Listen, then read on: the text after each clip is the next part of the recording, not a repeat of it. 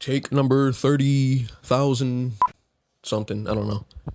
Hi, this is Fetty Fuego. I'm here to give y'all my top 5 reads of the year. This is around the time when everybody reminisces off what they done and then they start ranking it off. I've done nothing but read books, so let's talk about my 5 favorite reads. Coming in at number 5 is Sweet Tooth. We're going to follow a story of a human/deer hybrid named Gus, aka Sweet Tooth, given the name from an old man named Jeopard. Pretty much this duo follows in a dystopian world where there is a sick disease coming around killing off most of humanity race. And it's linked in with the hybrid births that's been going on.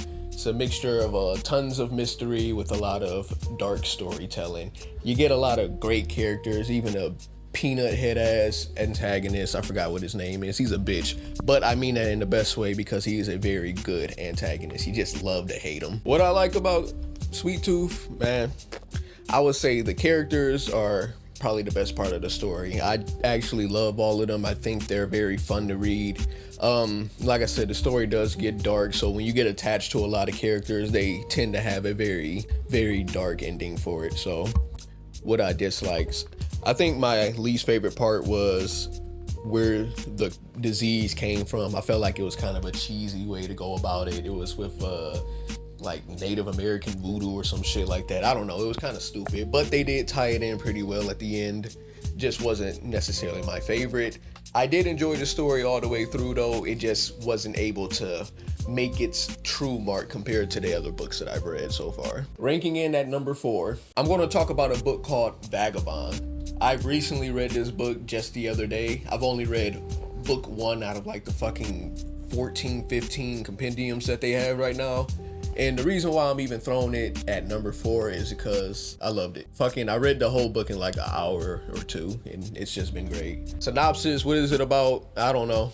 It's about some kid named Miyamoto. He wants to pretty much run around all of Japan and become the greatest swordsman, and he runs fades with pretty much anybody to prove his strength. It's just one of those stories where you know it's going to be absolute peak and you're just waiting to get there. And yeah, I had a fun. I never read a book so quick as I read Vagabond. What I like about it, I think Miyamoto, is that his name?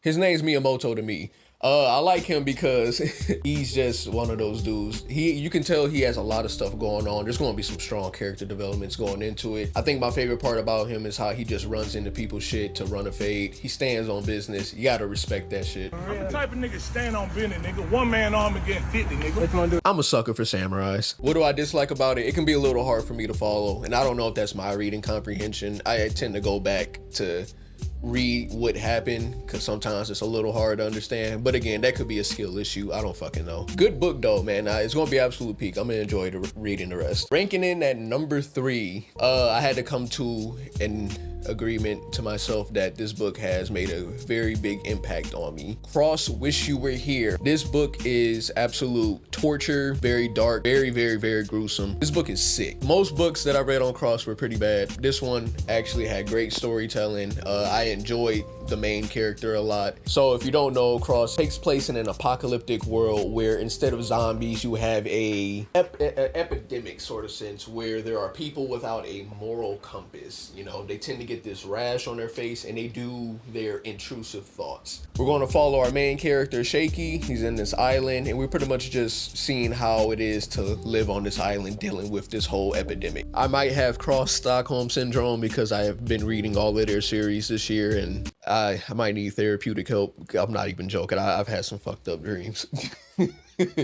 I think everything gets wrapped up perfectly. I think the ending was very well done. Honestly, it's a very good read. I love getting scared, and this book does scare me a lot at times. What I dislike is also what I like about it. This book does take things to the fucking extreme. I mean, there's a lot of grotesque things that happen. When I got around volume 2, it got a little too extreme for me at times, so it was very hard to continue reading. Now we're coming down to number 2. I kind of battled myself. What should I rank this at? How should I do it? And I had to come to a conclusion. At number 2, we're going to have to give it to written by Robert Kirkman. Clap it up. Clap it up, clap it up, clap it up. This story follows our main character, Mark Grayson, who inherits superpowers from his father, and he wants to follow his footsteps to be a great superhero to help people out. But then it turns out that his father isn't so much of this stoic, heroic type as it seems. He was actually sent to Earth to enslave the planet. And that might not be the best synopsis because Invincible takes that and just goes 2 billion miles past that. It's a fun, chaotic story, honestly. Yeah, I think everybody should read it. That's why it's at my number 2. The fight scenes on it are some of the best fight scenes I've seen in comics. Normally, when I pick up a book, I kind of have a straight face as I'm reading throughout a bit. I've caught myself yelping a couple times, I'm not gonna lie. Yeah, it's pretty fucking epic. What I dislike about it, it kind of loses its superhero story near the end.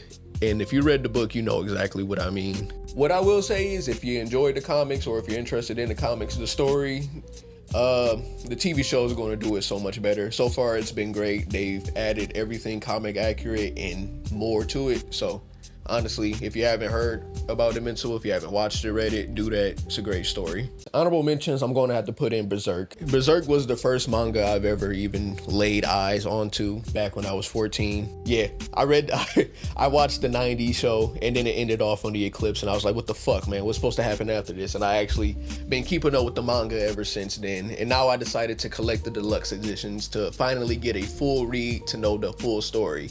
I'm only gonna put in my honorable mentions because I know most of the story so far. I only got 1 through 5. So further on in, when there's more stuff that I don't know, it might be brought up next year. And then coming at number 1, can I get a drum roll? Coming in at number 1, I finally come to a conclusion that this story, it's just absolute peak. Also written by the great Robert Kirkman, I'm going to talk about The Walking Dead. What is The Walking Dead about? This one is about zombies in an apocalyptic world. What can I say, man? I am a slut when it comes to apocalyptic stories. I love that shit so much, man. It's so great. If you ever want me to review some shit, please let it be apocalyptic stories. I'm gonna long stroke it, man. I'm just feed it to me, please.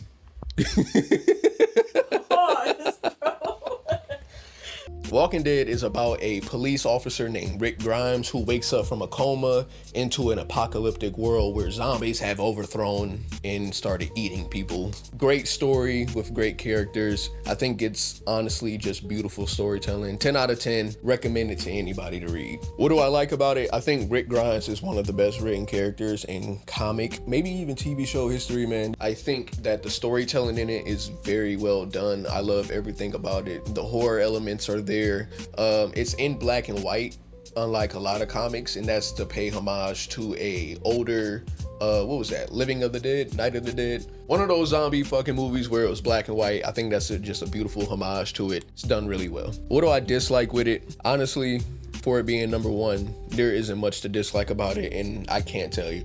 I have a very controversial takes. I could say I don't give a fuck about Glenn. What? I don't. Your number 2 book has Glenn's fucking character as the main character. That doesn't say enough for you? Mid. I don't care for Glenn in the show, and I don't care for him in the fucking comics. Eat my ass. I don't care. So you care about Invincible though? I love Invincible. Hey, what's his name? What the fuck is his name? Yoon. What's his name? Hey, you on to something. Get that? Yeah, you get the joke? No. Okay. That's my controversial take, man. I don't care for Glenn. I hate Carl. He's a fucking pussy. Rick's the top dog. Negan's the top dog. Nothing to complain about. Read The Walking Dead. It is the best book that I read, and I'm waiting on something to top it. I'm looking forward to reading a lot more. And if you're interested in knowing what are my top 5 worst reads, spoilers. It's going to be a lot of kick-ass and cross in it. If you're interested in that, I will make a video for it in the future. As for now, I don't know how to do this outro, so I'm just going to say it. Fuck with your boy. Cut to black. This shit's about to die too, bro. Peace.